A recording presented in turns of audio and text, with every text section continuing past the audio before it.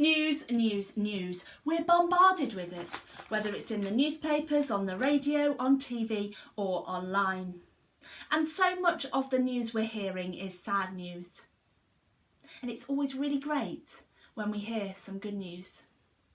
And we have some really good news to share. In this present situation in lockdown, for many of us, daily exercise has become the highlight of our days.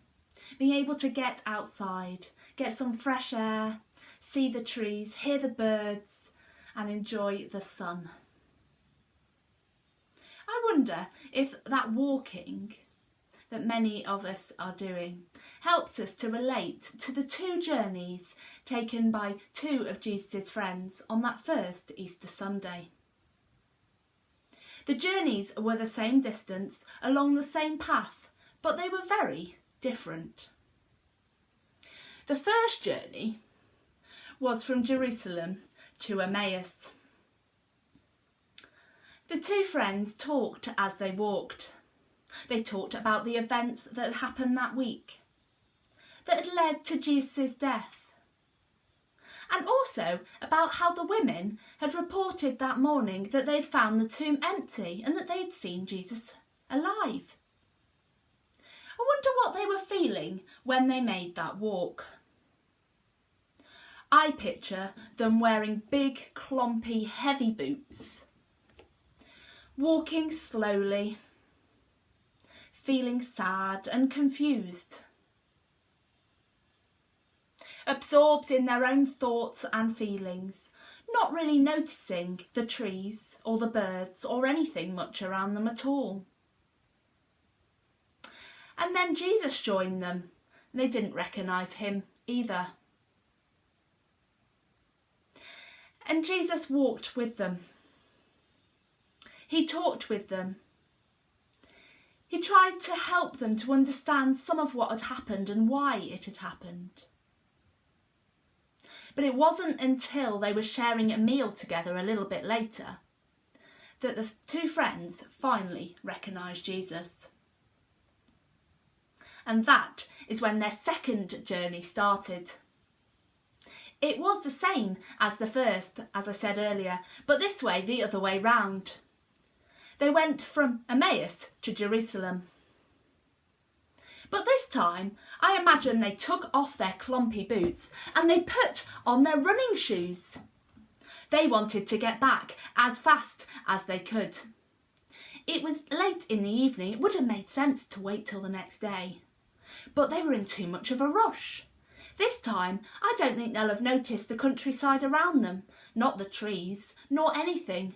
But not because they were sad and absorbed in their own thoughts, but because they were going as quick as they could. I'm imagining them running. They were so full of joy that they would have been light and going quickly. They had good news to share, and they were desperate to share it.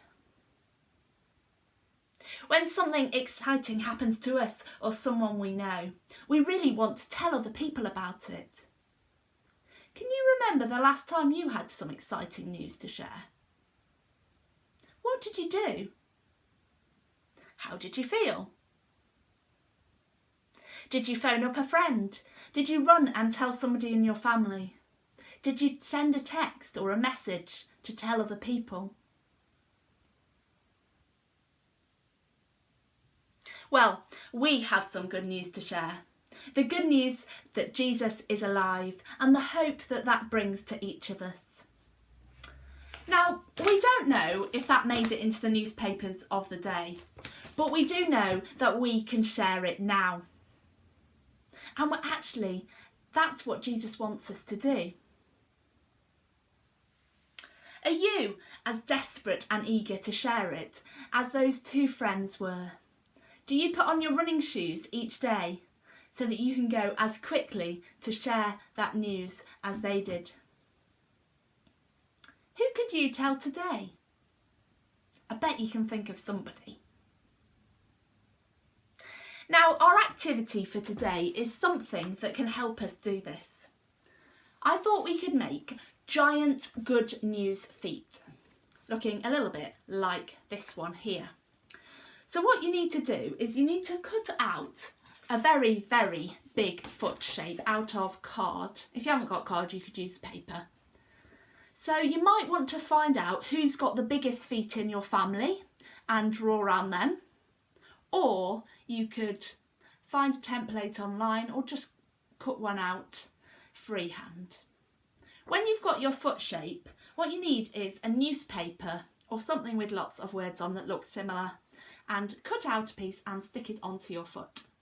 And then we've said that this is really good news that we want to share, so you could write good news across your newspaper bit on the front, and you could decorate your foot to make it all nice and colourful. I've done mine on purple cards, so I couldn't colour mine in to look bright and colourful, but you might have stickers that you could put on it as well. And then on the back, it would be really good if you could write what the good news is that you want to share. I've written simply that Jesus is alive. And that is a really good starting point, and you can't go wrong with that. If you want to add more, you could definitely do that as well. And then that's brilliant. You could make that and you could keep it at home. But even better would be if you could share it with somebody else. Now, the way you could do this is you could post it to them. It might be that you could post it through the letterbox of somebody in your road when you're out on your walk. Or you could put it in an envelope, address the envelope, put a stamp on it and send it through the post to somebody who needs to hear the good news today.